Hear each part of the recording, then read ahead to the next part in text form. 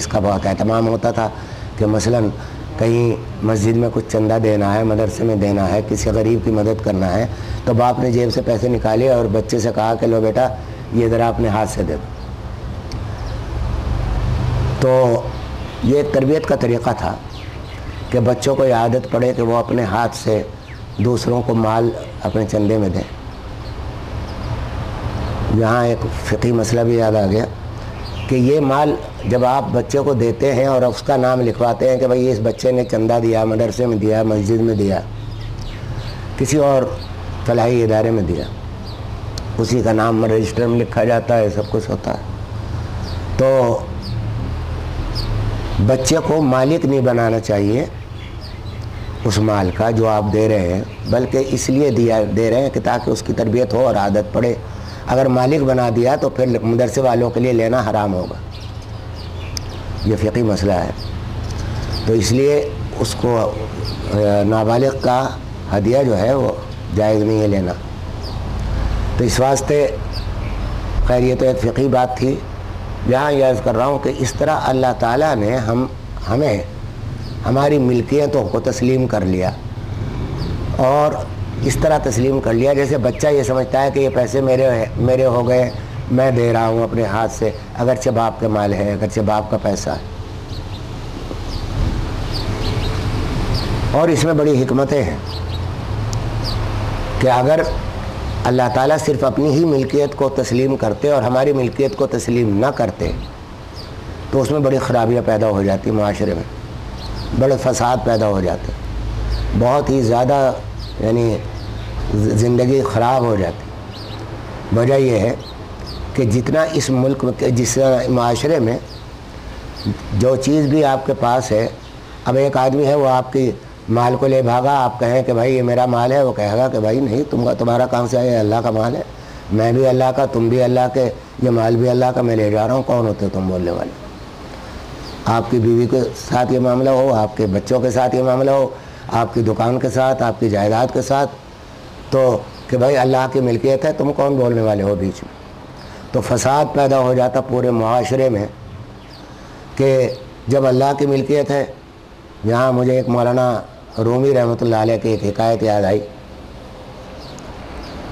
انہوں نے ایک حکایت لکھی کہ انگور کا باغ تھا، ایک شخص وہاں پہنچا اور جا کر انگور توڑ کے کھانے لگا، اور بڑے یعنی مسلسل انگور توڑتا رہا، اسرا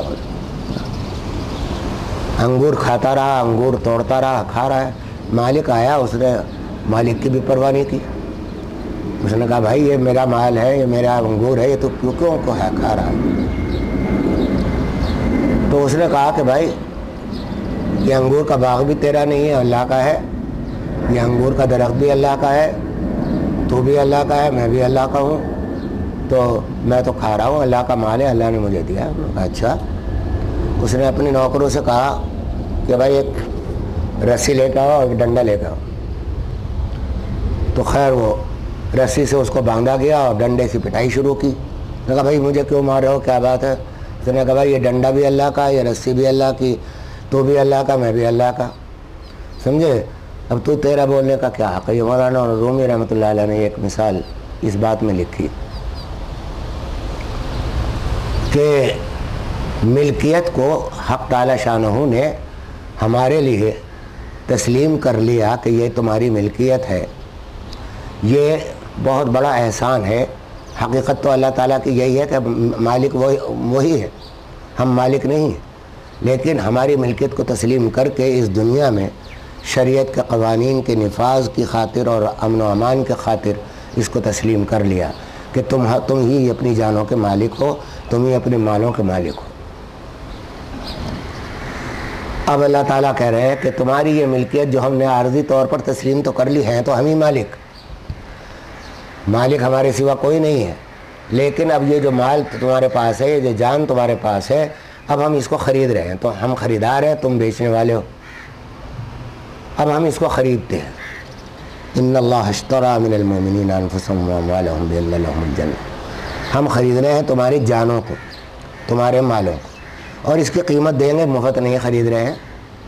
چیز تو ہماری ہی ہے، لیکن ہم تمہارے چونکہ دے چکے ہیں تو اب تم سے خرید رہے ہیں، اور اس کا بدلہ جو ہے وہ ہے جنت۔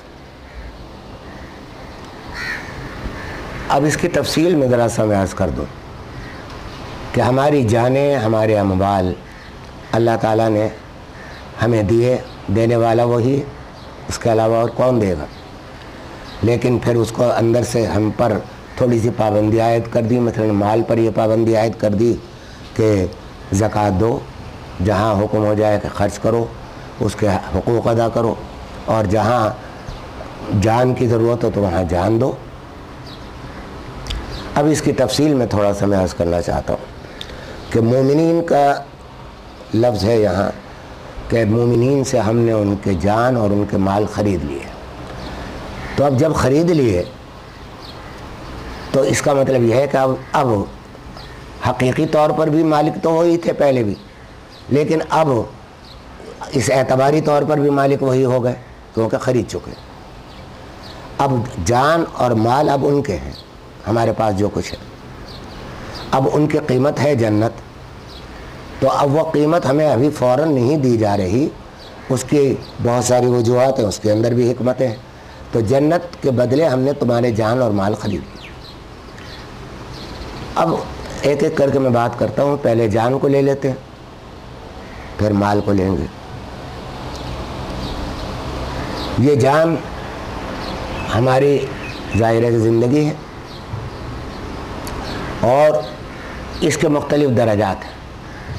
مثلا اگر حکم یہ آ جائے کہ ہم نے جو خریدا ہے تمہارے سے ان جانوں کو، تو ان کو آج ہمیں چاہیے یہ جان تو ادا کر دو، یہ ہماری چیز ہمیں دے دو۔ جہاد میں حکم ہو جاتا ہے کہ آ جاؤ، اب جان تمہاری نہیں ہے، آ جاؤ، اب ہمیں چاہیے، ہمیں ادا کر دو۔ ظاہر ہے کہ فرض ہے اس میں، بلکہ بڑی وعیدیں ہیں اس عمل کے لیے کہ جہاد سے منہ موڑ کر بھاگا جائے اور یہ جہاد سے منہ پھیر لیا جائے، اس پر بڑی سخت وعیدیں آئی۔ بسم اللہ الرحمن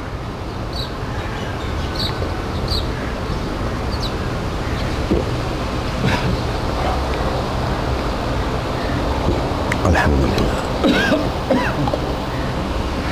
یہ تو آخری درجہ ہے کہ جان کی مطالبہ ہوا تو جان دے دو، لیکن جان کے بہت سارے مراحل ہیں کہ جان کی ضرورت آپ کو، مثلا کسی جگہ ایک آپ کے خلاف طبیعت ایک واقعہ پیش آیا، اب وہاں حکم یہ ہے کہ اگر تم اس پر صبر کرو، مثلا کسی کی موت ہو گئی، آپ کا عزیز تھا، آپ کا پیارا تھا، اللہ نے اس کو بلا لیا، اب وہاں حکم ہے کہ صبر کرو اور اس حکم پر جان اپنے اثر جھکا دو۔